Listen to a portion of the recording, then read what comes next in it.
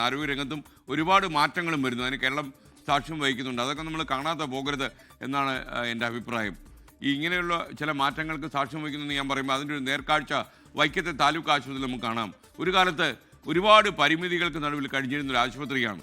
ഇന്നിപ്പോൾ അത്യാധുനിക സൗകര്യങ്ങളോടെ അത് പുനർനിർമ്മിക്കുന്ന ആശ്വാസകരമായ വാർത്തയുണ്ട്. കിബിയുടെ ഫണ്ട് ഉപയോഗിച്ച് നിർമ്മിക്കുന്ന പുതിയ കെട്ടിട സമുച്ചയത്തിൻ്റെ നിർമ്മാണം അവസാന ഘട്ടത്തിലേക്ക് കടക്കുന്നു. വൈക്കത്തുകാർക്ക് ഒരു ആശ്വാസമുള്ള വാർത്തയാണ്. ആ വാർത്തയിലേക്കാണ് നമ്മൾ പോകുന്നത്.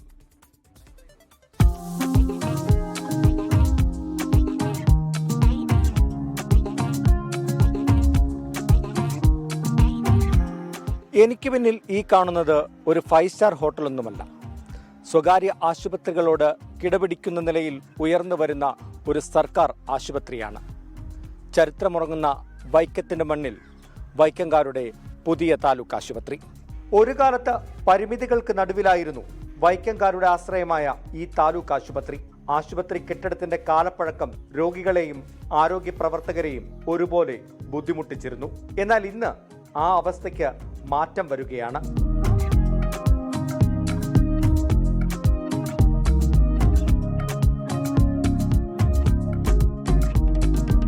പുതിയ ആശുപത്രി കെട്ടിടത്തിന്റെ നിർമ്മാണം അവസാന ഘട്ടത്തിലെത്തി. ഉടൻ തന്നെ ഈ കെട്ടിടത്തിലേക്ക് താലൂക്ക് ആശുപത്രിയുടെ പ്രവർത്തനം മാറും. 4 നിലകളിലായി 1,20,000 ചതുരശ്ര അടി വിസ്തീർണത്തിലാണ് പുതിയ കെട്ടിടം നിർമ്മിച്ചിരിക്കുന്നത്. 3 ബ്ലോക്കുകളിലായി നിർമ്മിക്കുന്ന കെട്ടിടത്തിന്റെ സിവിൽ നിർമ്മാണ ജോലികൾ അവസാന ഘട്ടത്തിലാണ്. രാജഭരണകാലത്ത് ഈ വൈക്കം മഹാദേവ ക്ഷേത്രത്തിൽ രാജാക്കന്മാർ തൊഴാൻ വരുന്ന സമയത്ത് അദ്ദേഹത്തിന്റെ അകമ്പടി സേവിച്ചുകൊണ്ടിരുന്ന അവരുടെ കുതിരയും കുതിരക്കാരും ഒക്കെ താമസിച്ചിരുന്ന കുതിരാലയങ്ങൾ, അതിനുവേണ്ടി അന്ന് ഉപയോഗിച്ചിരുന്ന കെട്ടിടങ്ങളെയാണ് വൈക്കം താലൂക്ക് ആശുപത്രിയായി പിന്നീട് മാറ്റുകയും മച്ചുള്ള കെട്ടിടമൊക്കെ ആയിരിക്കുമല്ലോ. മച്ചിൻ്റെ ഇടയിൽ നിന്ന് അണലി എന്ന് പറയുന്ന പാമ്പ് പ്രസവിച്ചിട്ട് ഈ അണലിയുടെ കുഞ്ഞുങ്ങൾ പൊഴിഞ്ഞു വീണ ഒരു സന്ദർഭം കൂടി നമ്മുടെ ആശുപത്രിയിൽ ഉണ്ടായിട്ടുണ്ട്. അപ്പം അത്രയും മോശമായിട്ടുള്ള ഒരു അന്തരീക്ഷമായിരുന്നു വൈക്കം താലൂക്ക് ആശുപത്രിക്ക് ഉണ്ടായിരുന്നത്. ആശുപത്രി വികസനത്തിനായി 85 കോടി രൂപയാണ് കിഫ്ബി അനുവദിച്ചത്. ഇതിൽ 41.42 കോടി രൂപ കെട്ടിട നിർമ്മാണത്തിനും ബാക്കി തുക ആശുപത്രി ഉപകരണങ്ങൾക്കുമാണ് വിനിയോഗിക്കുക.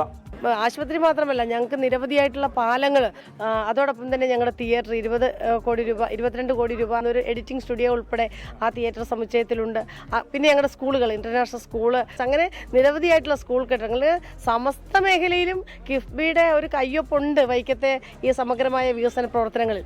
3 ICUകൾ, അത്യാധുനിക ശസ്ത്രക്രിയാ വിഭാഗം, കൂടാതെ കിടത്തി ചികിത്സയ്ക്ക് 200-ലധികം ബെഡുകൾ. ഇങ്ങനെ വലിയ പദ്ധതി തന്നെയാണ് താലൂക്ക് ആശുപത്രിയിൽ ഒരുങ്ങുന്നത്. ഇന്ന് 3 ICU ഉള്ള ആശുപത്രിയാണ് നമ്മൾ പണിയുന്നത്. 3 ഓപ്പറേഷൻ തിയേറ്റർ, 2 മേജർ തിയേറ്ററുകളും 1 മൈനർ തിയേറ്ററുമുള്ള 3 ഓപ്പറേഷൻ തിയേറ്ററുള്ള ആശുപത്രിയാണ്. CT സ്കാനും ഡിജിറ്റൽ എക്സ്റേ യൂണിറ്റ്, ആധുനിക ലാബ് സൗകര്യങ്ങളെല്ലാം തന്നെ നമ്മൾ അവിടെ സജ്ജീകരിക്കുന്നുണ്ട്. കേരള സംസ്ഥാന ഭവന നിർമ്മാണ ബോർഡിന്റെയും ഹാബിറ്റാറ്റിന്റെയും സംയുക്ത മേൽനോട്ടത്തിലാണ് നിർമ്മാണ പ്രവർത്തനങ്ങൾ നടക്കുന്നത്.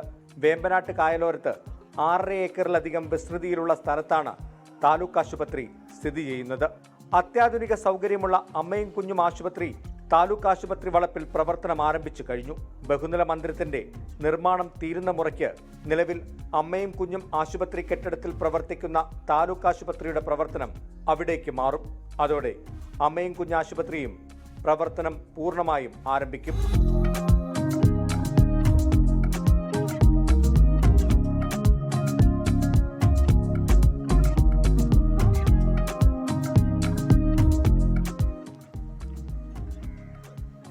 നിർമ്മാണം അവസാന ഘട്ടത്തിലെത്തി നിൽക്കുകയാണ്. ഏതാനും ദിവസങ്ങൾക്കുള്ളിൽ തന്നെ ആശുപത്രി ജനങ്ങൾക്കായി തുറന്നു നൽകാനാകുമെന്നാണ് സർക്കാരും പ്രതീക്ഷിക്കുന്നത്. എന്തായാലും ചരിത്രമുറങ്ങുന്ന വൈക്കത്തിന്റെ മണ്ണിൽ മറ്റൊരു ചരിത്രം കൂടി ഇവിടെ പിറക്കുകയാണ്. കോട്ടയത്ത് നിന്ന് ഹരികൃഷ്ണനൊപ്പം ടോബി ജോൺസൺ, 24.